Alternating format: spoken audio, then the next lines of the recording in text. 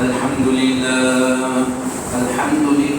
نحمده ونستعينه ونستغفره ونؤمن به ونتوكل عليه ونعوذ بالله من شرور أنفسنا ومن سيئات أعمالنا من يهده الله فلا مضل له ومن يضلل فلا هادي له ونشهد أن لا إله إلا الله وحده لا شريك له ونشهد أن سيدنا وسندنا وحبيبنا وطبيب قلوبنا ومولانا محمدا عبده ورسوله الذي أرسله الله تعالى بالحق بشيرا ونذيرا وداعيا إلى الله بإذنه وسراجا وقمرا منيرا فقد قال الله سبحانه وتعالى في كلامه المجيد وفي فرقانه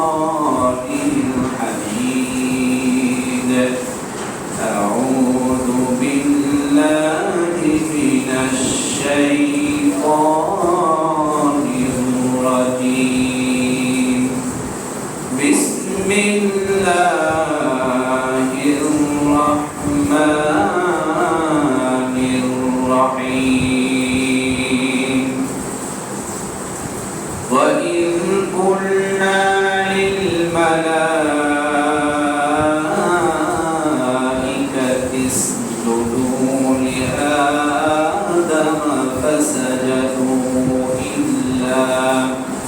فسجدوا إلا إبليس قال أأسجد لمن خلقت طينا وقال تعالى آية أخرى قال أرأيتك هذا الذي كرمت عليه لئن أخرتني إلى يوم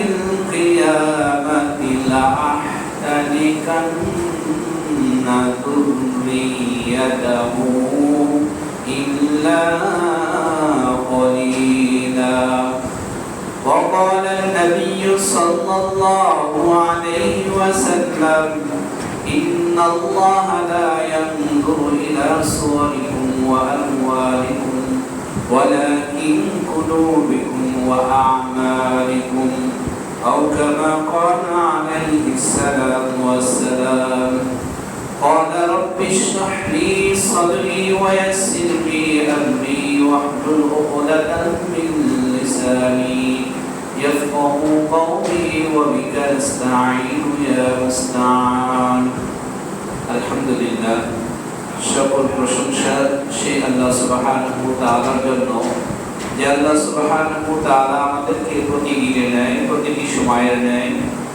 এক সপ্তাহ পর আল্লাহ পাকের মহান একটি হুকুম সালাতুল জুমার নামাজ আদায়ের উদ্দেশ্যে যে আল্লাহ রাব্বুল আলামিন ভালোবেসে দয়া করে অনুগ্রহ করে দুনিয়াবি সকল প্রকারের বিধি ব্যস্ততা কর্মকে পিছনে রাখিয়া মহান আল্লাহ পাকের হুকুম পালনার্থে আমাদেরকে সুস্থ রেখে মসজিদে আসা ও বসার কোরআন হাদিসের কিছু কথা শোনার যে আল্লাহ রাব্বুল আলামিন ব্যবস্থা করে দিলেন সে আল্লাহ সুবহানাহু ওয়া তাআলার আরশের দরবারে সবাই শুকরিয়া জ্ঞাপন করি সকলে বলি আলহামদুলিল্লাহ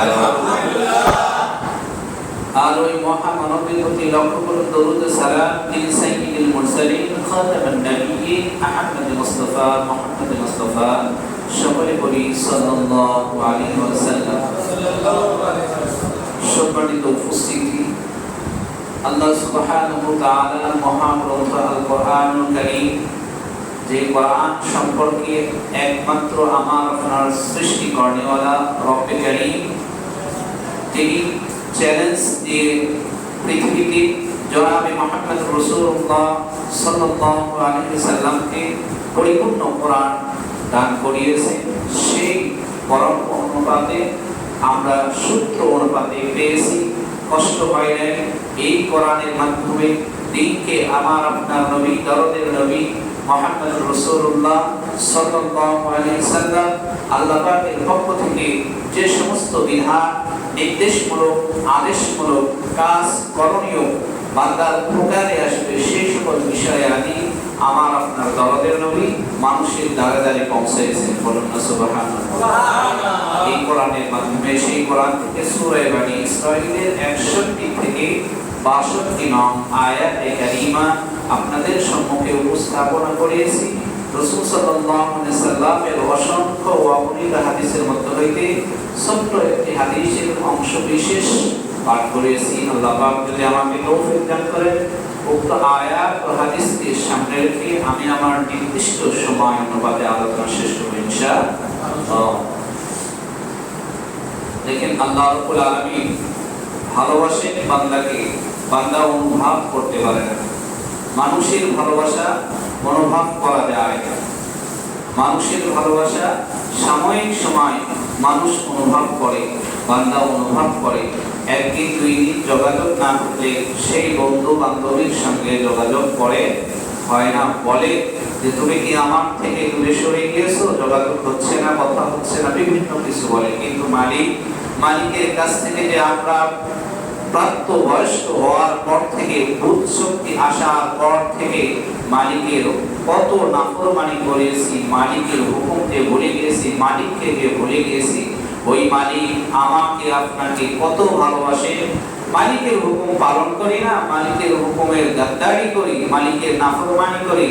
এরপরেও আল্লাহ রাব্বুল আলামিন তিনি একমাত্র ভালোবাসনেওয়ালা, তিনি বান্দাকে ভালোবাসতে পারে, অন্য কেউই ভালোবাসতে পারে না। একজন পাপাচার ব্যক্তি পৃথিবীতে আজও বিচরণ করতেছে, নির্দ্বিধায় পাপের কাজগুলো করে যাচ্ছে। আল্লাহ রাব্বুল আলামিন তাকে ছাড় দিয়েছেন, ছেড়ে দিবেন না। আল্লাহ বলেন ইন্না আযাবি লাশাদীদ, আমি ধরি না, যখন ধরি তখন আর ছেড়ে দিই না। পৃথিবীর ইতিহাস থেকে শিক্ষা নিতে হবে। পৃথিবীর শুরু লগ্ন থেকে আজ পর্যন্ত যারা আল্লাহ বিদ্বেষী, রাসূল বিদ্বেষী, কোরআন বিদ্বেষী, ইসলাম বিদ্বেষী ছিল, পৃথিবীর ইতিহাসে আজকে মডেল তারা, শিক্ষণীয় যারা নবীন আসবে আমাদের জন্য শিক্ষণীয় তাদের ঘটনাগুলো। তারা যেরকম ইসলাম বিদ্বেষী করে আল্লাহর সঙ্গে টক্কর দিয়ে কোনো কুল কিনারা তারা কোনো কিছুই পায় নাই। এই বর্তমান সমাজে যে সমস্ত নামধারী মুসলমান ইমানদার আল্লাহর সঙ্গে, আল্লাহর হুকুমের সঙ্গে, আল্লাহর কোরআনের কথা যারা বলে, তাদের সঙ্গে যারা বিরুদ্ধাচরণ করবে, মন্দ ধারণা করবে, ধোঁকাবাজি করবে, আল্লাহ রাব্বুল আলামিন ওই তাদের ন্যায় ওই রকমই শাস্তি বলুন না নাউযুবিল্লাহ। আজকের আলোচনার আলোচ্য বিষয় হিংসা সংক্রান্ত। আজকের আলোচনার মূল বিষয় কি? সবাই বলে হিংসা সংক্রান্ত। মানুষের মাঝে হিংসা আছে, থাকবে, এটাই স্বাভাবিক, কিন্তু লিমিট ক্রস করা যাবে না, লিমিটের ভিতরে থাকতে হবে। কোরআন ও হাদিস অনুপাতে যদি আমার হিংসাটা হয় তাহলে পরকালে নাজাতের জন্য যথেষ্ট হইবে। আর যদি কোরআন ও হাদিসের বহির্গত হয়, দ্বীনের স্বার্থে যদি না হয়, দুনিয়ার স্বার্থে যদি হয়, আখিরাতের স্বার্থে যদি না হয়, ইহলোকে কিছু লাভবান করার জন্য, লাভগ্রস্ত হওয়ার জন্য যদি আমার হিংসাটা ভিতরে জেগে যায়, কালকে আমাদের ময়দানে আল্লাহর আদালতে সবাই গিয়ে সকল হিংসুকদেরকে সমবেত করে, একত্রিত করে জবাবদিহিতার আওতায় নিয়ে আসা। তো সেই উপলক্ষে আল্লাহ তাআলা বলেন সূরা বনী ইসরাঈলের 61 নং আয়াতে বলেন, ওয়া ইন কুল্লা লিল মালাইকাতি ইসজুদু লি আদাম ফাসাজাদু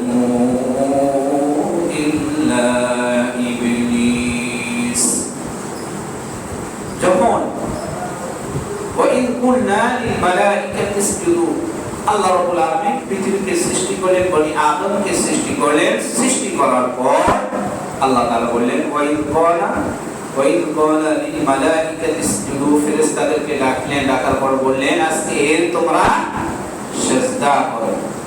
আসলে কি আদমকে সিজদা করা হয়েছে?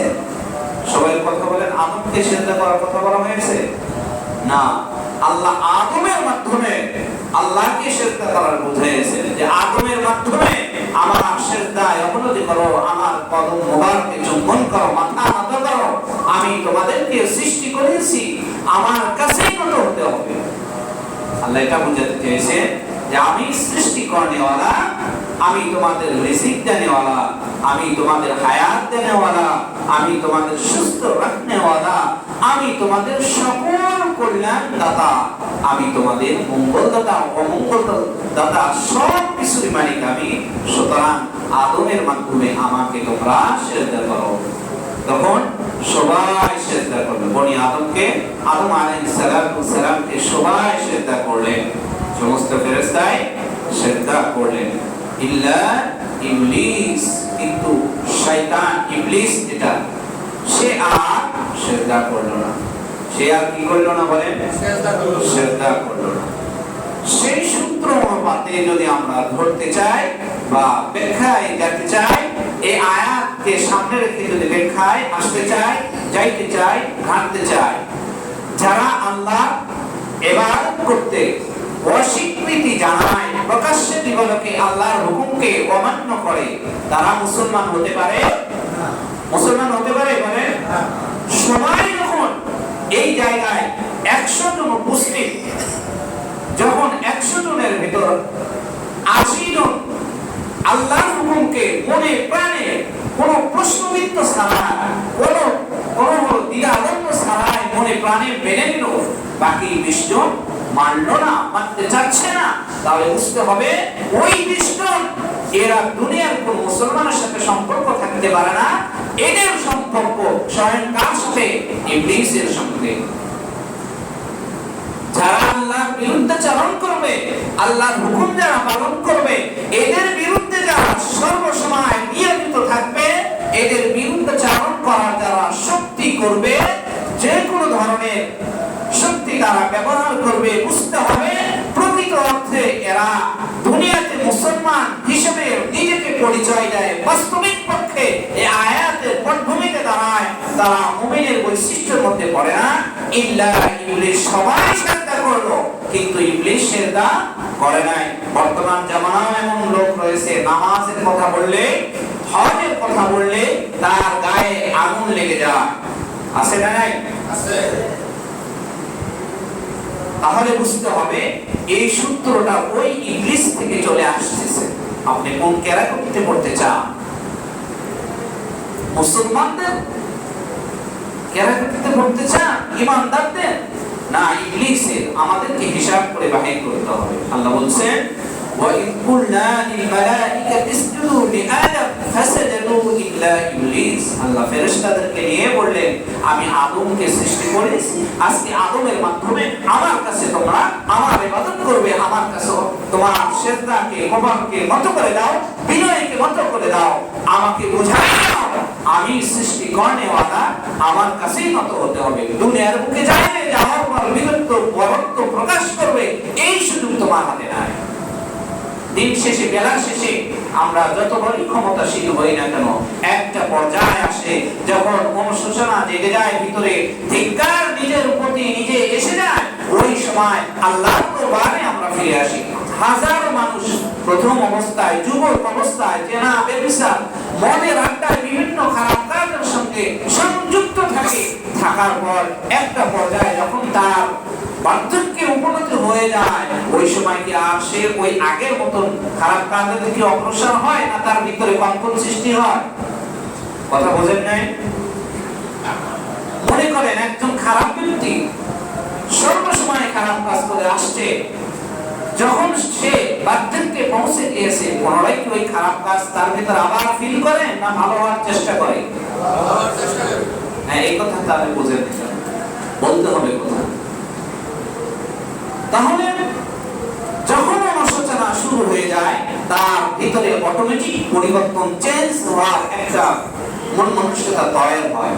হয়তো কারো স্বর্ণপূর্ণ হয়ে সে জিজ্ঞাসাবাদ করতে থাকে, আমি তো জীবনে অনেক গুনাহ করিয়েছি, প্রত্যেকটা গুনাহের কথা স্মরণ করে কোন ব্যক্তির কাছে সেটা উপস্থাপনা করে, তখন সেই ব্যক্তি দিনদার ব্যক্তির কাছে যখন উপস্থাপনা করা হয়, সেই দিনদার ব্যক্তি তাকে সলিউশন দেয় যে আপনি যত ধরনের গুনাহ করিয়েছে, এই সমস্ত গুনাহের মধ্যে কবিরা গুনাহ এইগুলা, আর সগীরা গুনাহ এইগুলা, কবিরা গুনাহ যেগুলো হয়েছে এইগুলা তওবায়ে নাসুহার মাধ্যমে ক্ষমা মোচন করার একটা পদ্ধতি আল্লাহ রাব্বুল আলামিন অবশিষ্ট রেখে দিয়েছেন। সুতরাং আপনি তওবা করে ওই সমস্ত গুনাহের দিকে কোনো দিকে আর ফিরে তাকাবেন না বা যাইবেন না, এইরকম সিদ্ধান্ত নিতে হবে।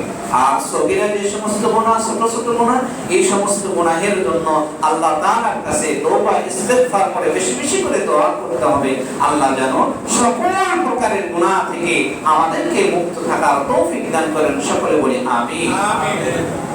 তাহলে সবাই সিজদা করলো, সমস্ত ফেরেশতা আলাইহিস সালাতু ওয়াস সালাম সিজদা করলেন, কিন্তু ইল্লা ইবলিস, ইবলিস সিজদা করলো না।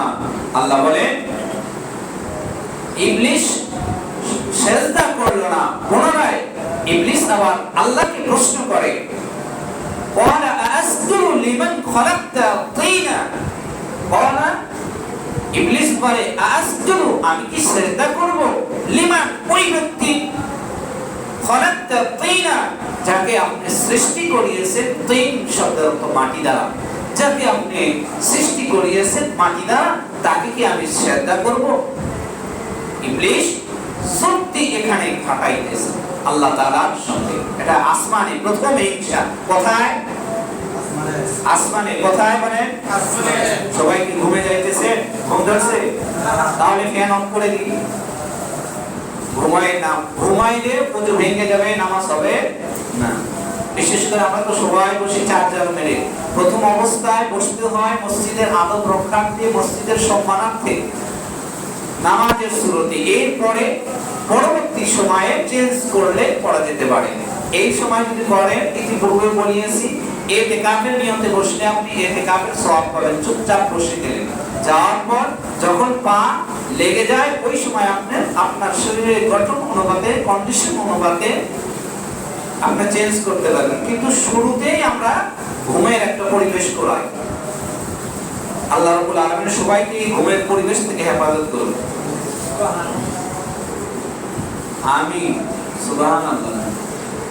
ইবলিস বলে, ক্বালা আসজুদু, আমি কি সিজদা করব, লিমান ওই ব্যক্তি, খালাকতা তিনা যাকে সৃষ্টি করা হয়েছে মাটি থেকে, যাকে সৃষ্টি করা হয়েছে মাটি থেকে, তার আমি ইবাদত করব, এটা হতে পারে না।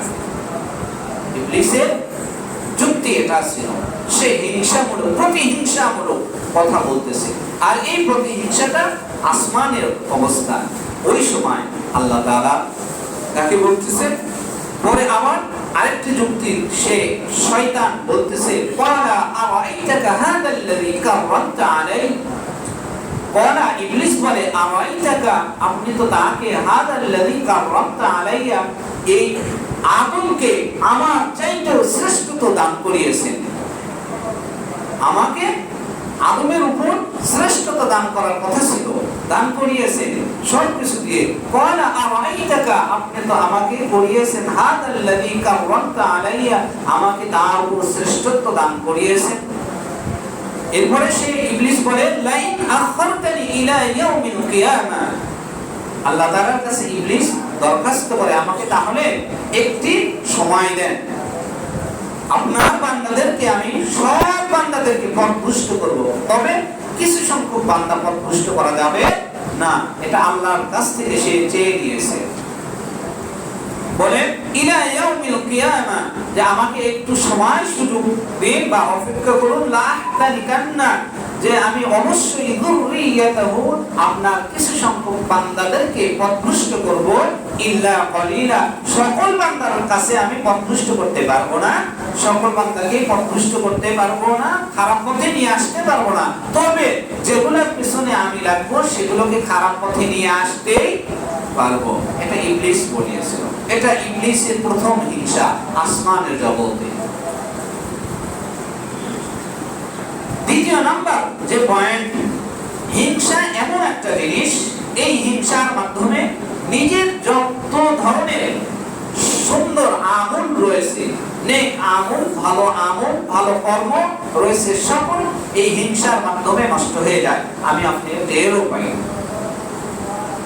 দুনিয়াতে হিংসা মানুষকে হত্যার ব্যাপারে বা হত্যা করার ব্যাপারে যে কোনো একটা ভাবে মানুষের সঙ্গে অর্থর দিক দিয়ে হোক, টাকা পয়সার দিক দিয়ে হোক, জমি জায়গা, বসতবাড়ি ভিটা, বিভিন্ন কিছু দিক দিয়ে প্রতিহিংসামূলক আমরা লেগে থাকি বর্তমান সমাজ জগতে। তো এটা আমরা কোরআন ও হাদিস থেকে মিলাই।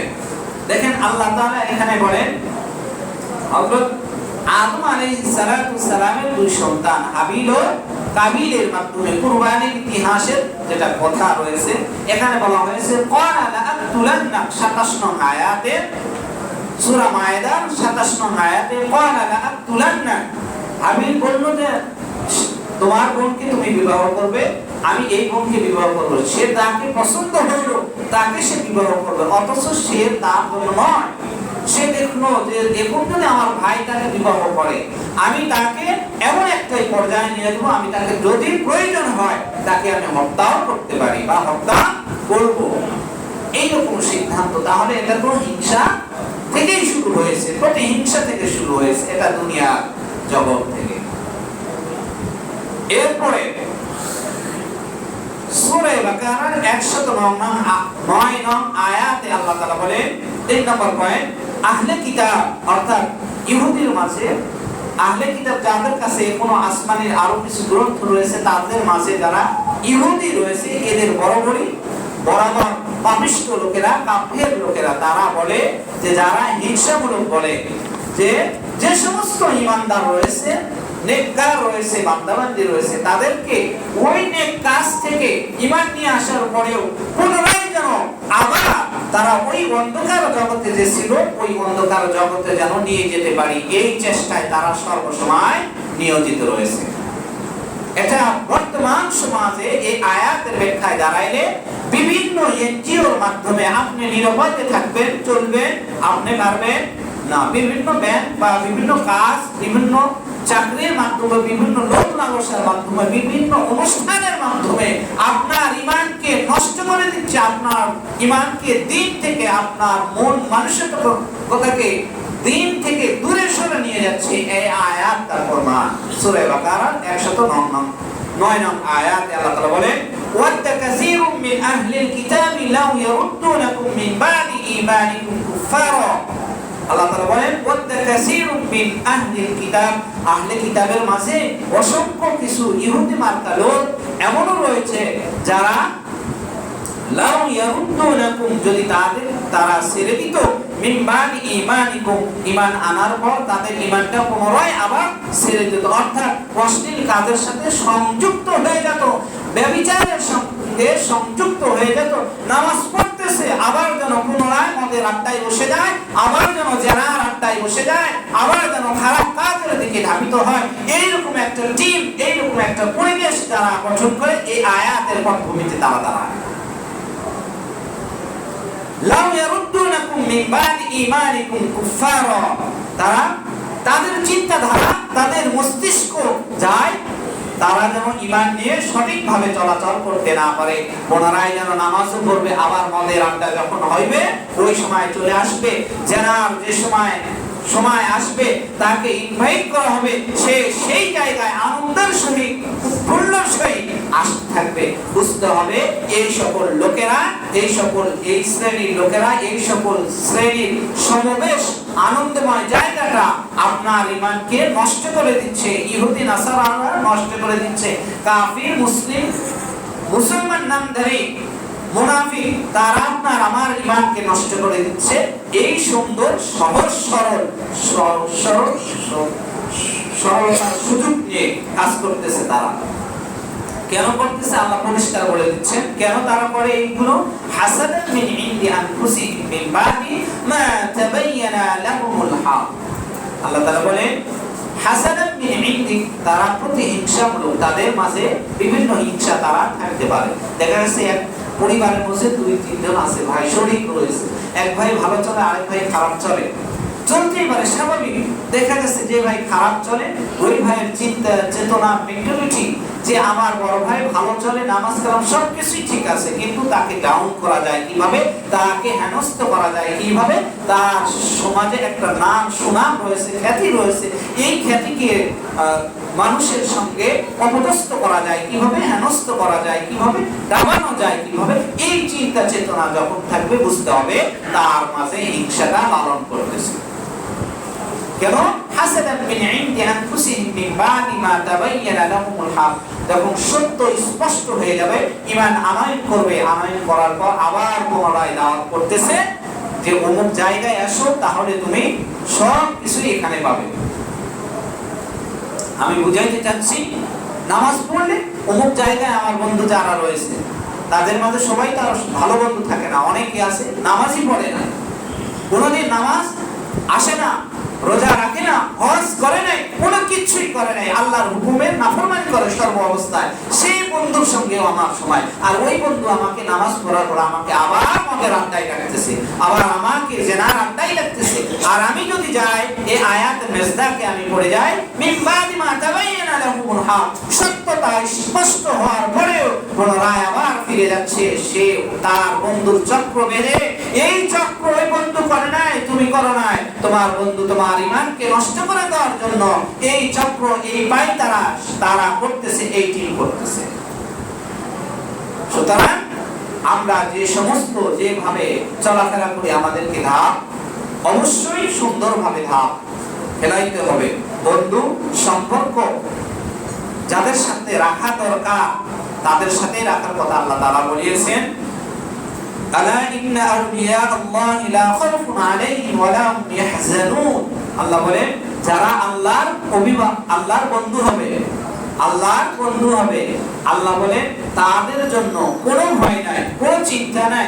আল্লাহর বন্ধু মানে আল্লাহর বন্ধু কিভাবে হবে? আল্লাহর হুকুম যারা মানবে তাদের সাথে বন্ধুত্ব করা। অন্য আয়াতে আল্লাহ বলেন যে আমার সঙ্গে বন্ধুত্ব করা মানে যারা দ্বীন প্রেমিক, যারা কোরআন প্রেমিক, যারা ইসলাম প্রেমিক, যারা কোরআন মোতাবেক নিজের জীবনকে পরিচালনা করতে চায়, তাদের সঙ্গে তোমার সুসম্পর্ক রাখো, তোমার সম্পর্ক রাখো, ক্লোজ রাখো, আন্ডারস্ট্যান্ডিং রাখো, সম্পর্ক রাখো, মিল ভ্রাতৃত্ব বজায় রাখো। যারা দ্বীন বোঝে না, দ্বীন থেকে দূরে সরে থাকে, দ্বীনের কথা বললে, নামাজের কথা বললে বিরক্তবোধ ফিল করে, অস্বীকার করে বসে, আল্লাহর হুকুমের বিরুদ্ধাচরণ করে, খবরদার তাদের সঙ্গে বন্ধুত্ব করো। তাহলে কি হবে? খসিরাত দুনিয়া ওয়াল আখিরা, ইহলৌকিক ক্ষতি, পরলৌকিকও তোমার জন্য ক্ষতি বয়ে নিয়ে আসবে। তো আমরা উভয় জাহানে শান্তিতে থাকতে চাই না অশান্তিতে? সবাই বলেন শান্তিতে। যদি শান্তিতে থাকতে চাই তাহলে অবশ্যই আমাদেরকে হিংসা নামক যে ক্যারেক্টারটি রয়েছে এটা মানুষের মাঝে থাকবে, থাকা স্বাভাবিক, কিন্তু কোরআন ও হাদিসের কোনোভাবে মিল রাখতে হবে। যে ব্যক্তি 5 ওয়াক্ত নামাজ পড়ে, এইরকম হিংসা হাদিসে আসছে, সামনে হাদিস আছে, যে ব্যক্তি 5 ওয়াক্ত নামাজ পড়ে, আমার বন্ধু নামাজ পড়ে, আমি মদের আড্ডায় বসে আছি, এখন আমার এই ক্ষেত্রে হিংসা যদি আমি করি তাহলে বৈধতা আছে যে আমার বন্ধু তো আমার সঙ্গে সঙ্গ দেয়, ঠিক আছে, কিন্তু 5 ওয়াক্ত নামাজ পড়ে, রোজা রাখে, ওয়াজ করে, আমি তো কিছুই করি না, দেখি আজ থেকে আমার বন্ধু যদি পারে আমি পারিব না কেন, আমিও চেষ্টা করবো, আমি তাকে দেখে দিব। এইরকম যদি হিংসা ভিতরে কল্পনা জল্পনা জেগে যায় তাহলে এটা বলছে কোরআন হাদিসে, এটা আছে, ঠিক আছে, এই হিংসা তুমি করতে পারো। কোন ব্যক্তি নফল ইবাদত করে, 5 ওয়াক্ত তো পড়ে, এরপরে নফল ইবাদত করে, যদি আপনার ভিতরে হিংসা এসে যায়, আমার বন্ধু আমার কাছ থেকে সবকিছু আমার সাথে হ্যান্ডেল করে, শেয়ার করে, সেই বন্ধু আমার কাছ থেকে 5 ওয়াক্ত নামাজ আদায় আমল করে, কিন্তু আমার বন্ধু রাত্রি জাগ্রত অবস্থায় আল্লাহর কাছে 4 রাকাত নামাজ, তাহাজ্জুদ নামাজ আদায় করে আল্লাহর কাছে রোনাজারি করে তার গুনাহের মাফের জন্য, আমি পারি না কেন? দেখে আমিও যদি তা আমার বন্ধুর সঙ্গে সঙ্গ দিয়ে থেকে থাকি, আমার বন্ধু যদি পরিবর্তন হতে পারে, আমি কেন পারবো না? যদি এই চিন্তা চেতনা মনের ভিতরে এসে যায় তাহলে এই হিংসাটা কোরআন ও হাদিসের আলোকে হবে। এই হিংসাটা যদি আমি আপনি লালন করতে পারি, কাল কিয়ামতের ময়দানে আল্লাহর আদালতে এই হিংসামূলক নেক আমলগুলো আপনার পক্ষে দাঁড়াবে, বিপক্ষে দাঁড়াবে না।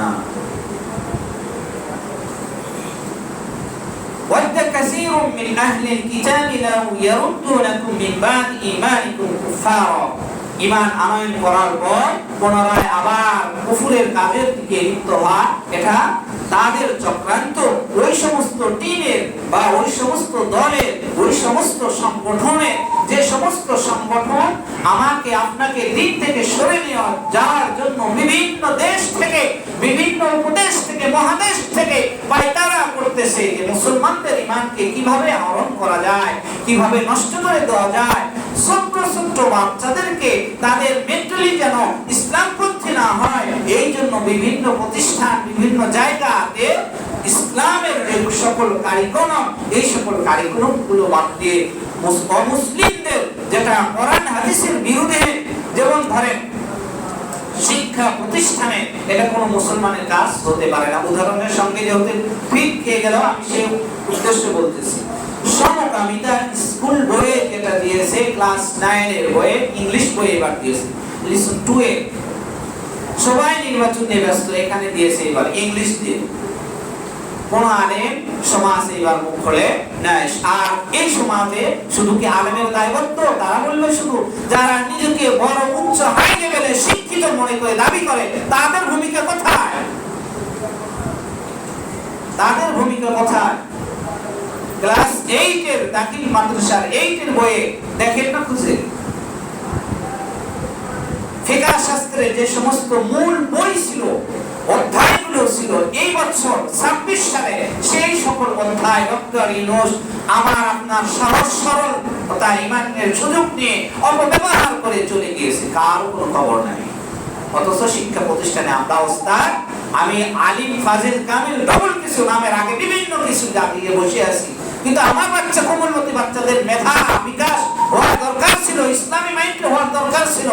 মাদ্রাসা প্রতিষ্ঠান, এটা মাদ্রাসা প্রতিষ্ঠানের মধ্যে নাচ গানের প্রতি উদ্বুদ্ধ করানো হচ্ছে, তারপরে আপনার সমকামীদের প্রতি উদ্বুদ্ধ করা হচ্ছে। আমি শিক্ষা সচিব বইয়ে বসে আছি, কাল কিয়ামতের ময়দানে আল্লাহ ধরবে, তুমি শিক্ষা প্রতিষ্ঠানের সচিব হয়েছিলে, দুনিয়াতে নাম কামাই করতে চেয়েছিলে, আমি তোমাকে দুনিয়াতে তোমার নাম কামাই করার সুযোগ দিয়েছি, নাম হয়েছে, সুতরাং আজকের ময়দানে এই জায়গায় আর তোমার কোনো সুযোগ হবে না, তুমি আস্তে করে জাহান্নামে সুন্দরভাবে চলে যাও। বলুন না নাউজুবিল্লাহ। সেদিন পার পাবে মানুষ। তো এই যে বিভিন্ন সংগঠন আমাকে আপনাকে নষ্ট করে দেয়, আল্লাহ রাব্বুল আলামিন সবাইকে ইসলামী মাইন্ডের হওয়ার তৌফিক দান করুন, সকলে বলে আমিন। এখন গঠনমূলক কিছু কথা বলবো। হিংসা করলে, হিংসার ভয়াবহতা রয়েছে 4টি। এরপরে হিংসা করলে এর ক্ষতি রয়েছে 5টি। 4টা বলবো ইনশাআল্লাহ, বাকিটা কোনো এক সময় যদি সুযোগ হয় বা এখন যদি সুযোগ হয় বলবো ইনশাআল্লাহ। হিংসা সবচেয়ে মারাত্মক একটা গুনাহের কাজ। এই গুনাহের কাজ, এটা যদি আমার আপনার ভিতরে বসে যায়, যত ইবাদত করি কোনো লাভ হবে না। আমি বলতেছি না, এটা হাদিস থেকে বলবো। হিংসা হচ্ছে, হিংসা বিদ্বেষ, এটা নিজের সৎ আমলকে, নেক আমলকে নষ্ট করে দেয়। তিরমিজি শরীফে আল্লাহর হাবিব সাল্লাল্লাহু আলাইহি সাল্লাম ইরশাদ করেন, 2510 নং হাদিসে আসছে, আল্লাহর হাবিব সাল্লাল্লাহু আলাইহি সাল্লাম বলেন যে মানুষের নেক যত আমল রয়েছে, সমস্ত আমল যদি মানুষ কারোর সাথে বিন্দুমাত্র, দিনের সাথে নয়, দুনিয়ার স্বার্থে, যদি দুনিয়াতে লাভবান হওয়ার জন্য যদি কোনো ব্যক্তি কারোর সঙ্গে হিংসামূলক কোনো কাজকর্ম করে যায়, এই হাদিস দ্বারা প্রমাণিত তার আমল নষ্ট হয়ে যায়। বলুন না নাউজুবিল্লাহ। 1 নম্বর। দ্বিতীয় নম্বর কথা, হিংসা নেক আমলকে ধ্বংস করে দেয়। আবু দাউদ শরীফে আল্লাহর হাবিব সাল্লাল্লাহু আলাইহি সাল্লাম ইরশাদ করেন 4903 নং হাদিসে, যে বলেন যে হিংসা যে ব্যক্তি মাঝে পাওয়া যাবে, সে ব্যক্তি আমল যা করতেছে এই সমস্ত আমল, তার আমলগুলো নষ্ট হয়ে যাবে। আর আগেরটা 1 নম্বরটা যেটা বললাম, 2510 নং হাদিস, যে আল্লাহর হাবিব সাল্লাল্লাহু আলাইহি সাল্লাম বলেন, যে ব্যক্তি হিংসা করে,